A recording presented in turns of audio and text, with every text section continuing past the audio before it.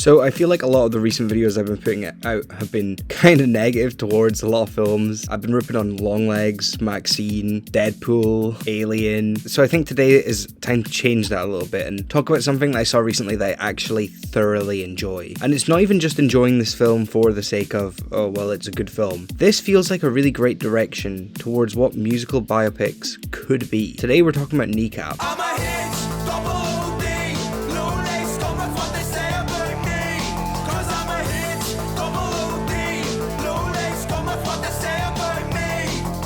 Now, Kneecap is a film that I have been very excited for since it premiered at Sundance. I'm actually half Irish, so, you know, there was a lot of themes in this that I was very much felt I would connect with. I almost saw these guys live 2 years ago. I was at a festival in Ireland called Longitude, and they were playing on a different stage at the same time as A$AP Rocky, so I went to go see A$AP Rocky instead. Their music is pretty great. I've been getting into it over the past year, and with the release of their newest album, they clearly have a lot of passion in what they do. The film stars Mowgli Bap, Mo Cara, and DJ Provi as they all meet each other in strange ways and decide to form the group Kneecap and make music. Straight off the bat, I think the main thing to pay attention to is they play themselves in this. It's not a documentary.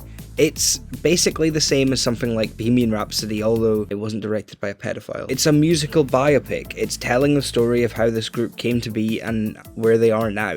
And to have them play themselves, this is just such a great achievement and clearly shows that they are talented in a lot of different elements, because you would not tell that this is their first time ever acting. All three of them are just fantastic, and yeah, I get they're playing themselves, but you have to imagine they're definitely playing an exaggerated version of themselves. Especially DJ Provi. He surprised me a lot. Genuinely, this Donnie could be like a professional actor if he really wanted to. If the rap thing doesn't follow through, then sure, just go off and audition, bro. And the music in this is obviously great. I'm a big fan of Kneecap, their newest album. Fantastic stuff. So I was obviously gonna like all the music in this. A big thing that is very shocking is the cinematography is surprisingly unique, and I don't mean that in a bad way, but it really does shine through, and it has a very unique vision, which is brought by the director Richard Pepiot. I actually saw this film with a Q&A with the cast and crew afterwards, and getting to listen to them talk about the experience of making it and all the choices that came with was a very important thing for me. I really enjoyed it, and I thought it clearly showed that this wasn't just something to do to make a little bit of money. This was something that everyone involved was incredibly passionate about. I mean, they even got Michael Fassbender, who like drives F1 cars now, so good on you, lads. You can also see what has inspired to make something like this. When I saw the Q&A with them, they specifically said that they didn't want to just make another season of The Young Offenders with this film. Makes complete sense. You want it to be its own thing, and it really does just stand out. But you can still see those inspirations. There's one specific bit where one of them goes into a bin, and it's literally ripped right out of Trainspotting with that scene in the toilet. But it's fantastic. It doesn't take you out of it. It doesn't distract you. It's just some really great stuff.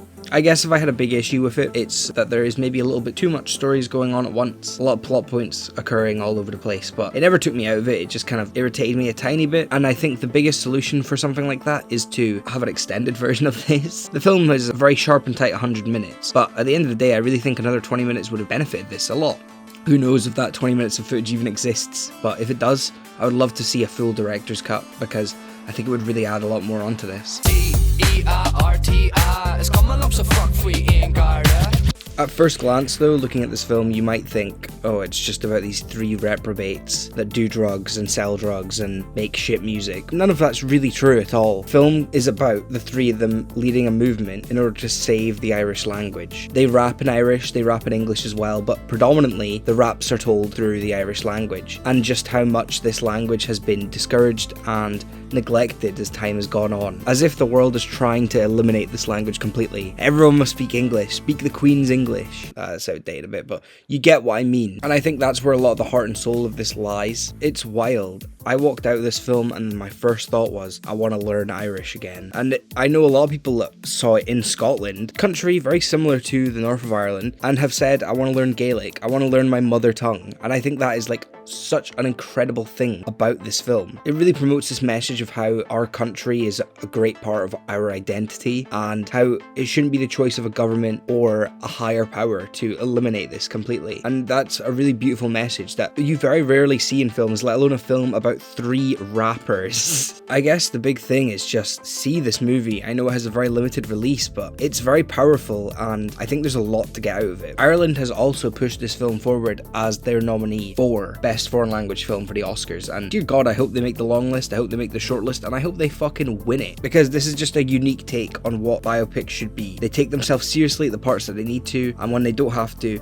they're just a great fun time about people making music in a studio and fighting for something that's important to them. And I think that's a message that gets lost in a lot of films, and it's a message that isn't even considered when making a traditional music biopic. Hopefully this is the way of the future for these films.